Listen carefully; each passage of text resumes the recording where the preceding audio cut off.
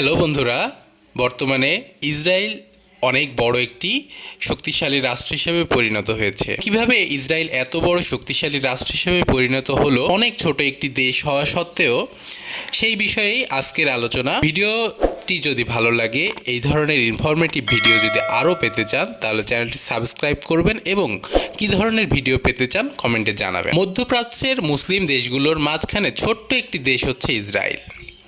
1948 সালের 14 মে ফিলিস্তিন ছেড়ে যায় ব্রিটেন, আর ইহুদিরা ঘোষণা করে নিজস্ব রাষ্ট্র ইসরায়েলের।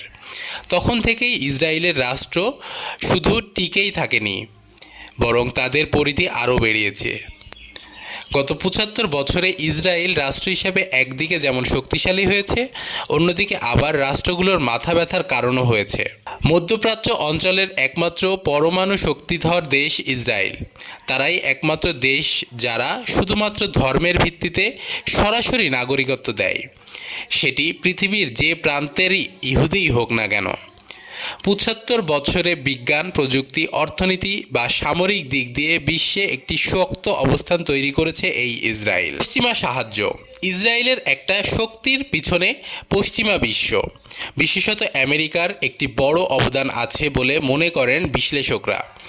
দ্বিতীয় বিশ্বযুদ্ধের পর থেকে আমেরিকার বৈদেশিক সহায়তার সবচেয়ে বড় অংশ পেয়ে আসছে ইসরায়েল। ইসরায়েল জন্মলগ্ন থেকেই ব্রিটেন, ফ্রান্স ও আমেরিকার সমর্থন পেয়েছে। প্রথম বিশ্বযুদ্ধের পর ফিলিস্তিন অঞ্চলটিকে 400 বছরের অটোমান শাসনের অবসান ঘটিয়ে নিবেশ গড়িয়েছিল ব্রিটিশরা। ফ্রান্সও এর মধ্যে ছিল, যদি এই অঞ্চলটি সমঝোতার ভিত্তিতে ব্রিটেন শাসন করে।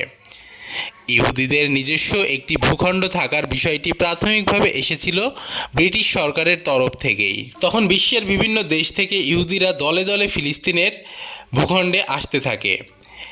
এ নিয়ে আবারও ইহুদিদের দ্বন্দ্বও বাড়তে থাকে। ফিলিস্তিন ভূখণ্ডে তখন মুসলিমরা ছাড়াও খ্রিস্টানদের বসবাস ছিল। ইহুদিদের বসতি গড়ে তোলার প্রেক্ষাপটে আরবরা বিক্ষুব্ধ হয়ে ওঠে। এই বিক্ষোভ দমনে ব্রিটেন নির্যাতনও চালায় আরবদের ওপর। পরবর্তীতে ইসরায়েলের রাষ্ট্র ঘোষণার পরও প্রত্যক্ষ পরোক্ষ নানাভাবে তাদের সাথে ছিল ফ্রান্স ও ব্রিটেন।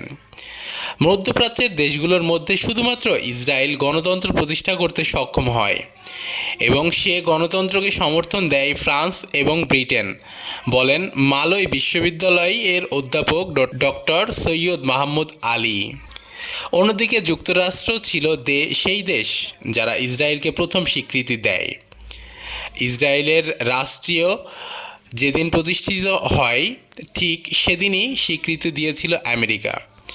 যুক্তরাষ্ট্রের সরকার অফিস অফ দি হিস্টোরিয়ানসে উল্লেখ রয়েছে, হ্যারি ইস টুমাস 1946 সালে আমেরিকার প্রেসিডেন্ট হওয়ার পরপরই ইহুদি রাষ্ট্রের ব্যাপারে তার সমর্থন ঘোষণা করেন। আর 1948 সালে ইসরায়েলের রাষ্ট্র ঘোষণা হলেও এই অঞ্চল ব্রিটেন ও ফ্রান্সের প্রভাবটাই বেশি ছিল, কিন্তু আমেরিকার সাথে সম্পর্ক আরও দৃঢ় 1956 সালে দ্বিতীয় আরব ইসরায়েল যুদ্ধের প্রেক্ষাপট। ইসরায়েলের পশ্চিম মদদে যখন মিশরে হামলা চালায়, তখন মিশরের পক্ষে থাকা দেশগুলোকে সহায়তা করতে আগ্রহ দেখায় সোভিয়েত ইউনিয়ন, আর মধ্যপ্রাচ্যে সোভিয়েত ইউনিয়নকে ঠেকাতে ব্রিটিশ সেনাদের হাঁটিয়ে অবস্থান নেয় আমেরিকা।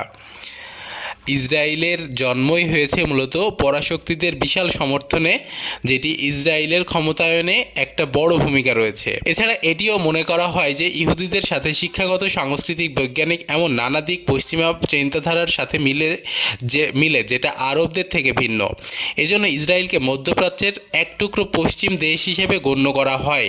আর 70-এর দশক থেকে আমেরিকার উদ্যোগে আবারও রাষ্ট্রগুলির সাথে ইসরায়েলের এরকম সমঝোতার পথও তৈরি হতে থাকে। সামরিক ও প্রযুক্তির বিকাশ। ইসরায়েলের প্রতিবেশী মিশর, জর্ডান, লেবানন, সিরিয়া, ফিলিস্তিন সব কয়টি দেশ শত্রু হওয়া সত্ত্বেও ঠেকানো যায়নি ইসরায়েলের উত্থান। প্রতিবেশীদের সাথে 3টি পুরোদমের যুদ্ধ 1948, 67 এবং 1973, এবং আরও বেশ কয়েকটি ছোটোখাটো যুদ্ধ করেছে ইসরায়েল।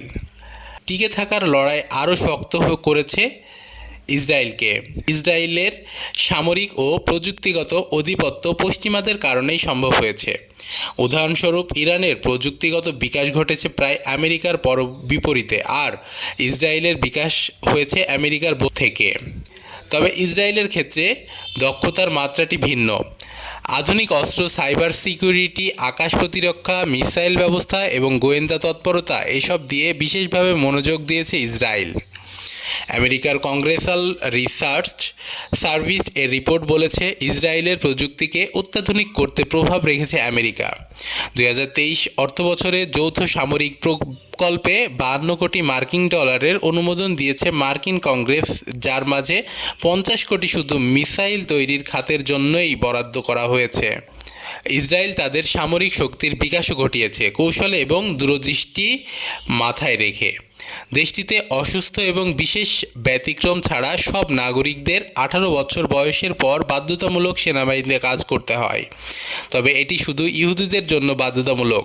সামরিক প্রশিক্ষণ পুরুষদের জন্য 32 মাস ও নারীদের জন্য 24 মাস। 60-এর দশক থেকেই পারমাণবিক শক্তিধর হয় দেশটি। ইসরায়েলের পারমাণবিক অস্ত্রের প্রকল্পে ফ্রান্স সাহায্য করছেন। ইসরায়েল তাদের পারমাণবিক কর্মসূচি নিয়ে বেশ গোপনে এগিয়েছে। মধ্যপ্রাচ্যের অন্য মুসলিম সংখ্যাগরিষ্ঠ দেশগুলো যাতে পারমাণবিক শক্তি অর্জন করতে না পারে সেজন্য আমেরিকা ছিল বদ্ধপরিকর। ইসরায়েলে জ্ঞান বিজ্ঞানের বিকাশ শুধু সামরিক দিক থেকেই নয়, অন্যান্য ক্ষেত্রেও সমানভাবে দক্ষতার এগিয়েছে ইসরায়েল। ইসরায়েলের চমক জাগানো সাফল্যগুলোর মধ্যে অন্যতম হচ্ছে তাদের কৃষিখাত। ফিলিস্তিনের বিতাড়িত করার মাধ্যমে ইসরায়েল রাষ্ট্রের যখন প্রতিষ্ঠা হয় তখন সেখানে পানি এবং উর্বর ভূমি সংকট ছিল।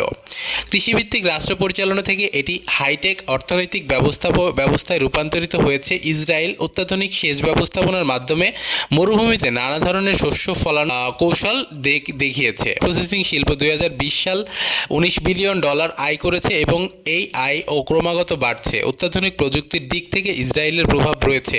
দেশটি অত্যাধুনিক প্রযুক্তি নিয়ে কাজ করে এমন স্টার্ট আপের সংখ্যা লাখের উপরে। ইসরায়েলের নেতৃত্ব দিক দিয়ে শুরু থেকেই বিচক্ষণতা দেখিয়েছে ইসরায়েল, যেটা তাদের এগিয়ে নিতে গুরুত্বপূর্ণ অবদান রেখেছে। দেশটির নেতৃত্ব সামরিক, কৃষি, শিক্ষা, উদ্ভাবন এবং আন্তর্জাতিক সম্পর্কের ক্ষেত্রে দীর্ঘমেয়াদী চিন্তা করেছে। নেতৃত্বের স্টাইল এবং নীতি নির্ধারণ একটু ভিন্ন ধরনের। তারা সিদ্ধান্ত গ্রহণের ক্ষেত্রে দীর্ঘমেয়াদী লক্ষ্য এবং আন্তর্জাতিক সম্পর্কে অগ্রাধিকার দেয়। ইসরায়েলের ইহুদিরা মূলত এই অঞ্চলে এসেছিল বাইরের ভূখণ্ড, বিশেষত ইউরোপ থেকে। মধ্যপ্রাচ্যে যেখানে দরিদ্র, বৈষম্য ও শিক্ষার অভাব সেখানে ছড়িয়েছিল, সেখানে ইসরায়েল একটি ভিন্ন সমাজ এবং রাষ্ট্র ব্যবস্থা গড়ে তোলেন। এই ছিল মোটামুটি ইসরায়েলের অনেক ছোট একটি দেশ হওয়া সত্ত্বেও পুরো বিশ্ব জুড়ে একটি ভালো প্রভাব বিস্তার করার ঘটনা। তো যদি আপনাদের ভিডিওটি ইনফরমেটিভ লাগে তাহলে অবশ্যই সাবস্ক্রাইব করবেন এবং বেল বাটন চেপে রাখবেন এই ধরনের ভিডিও আরও পাওয়ার জন্য। এবং এর ছাড়াও আপনারা কোন বিষয়ে ভিডিও পেতে চান সেই বিষয়ে কমেন্টে জানাবেন। ধন্যবাদ সবাইকে।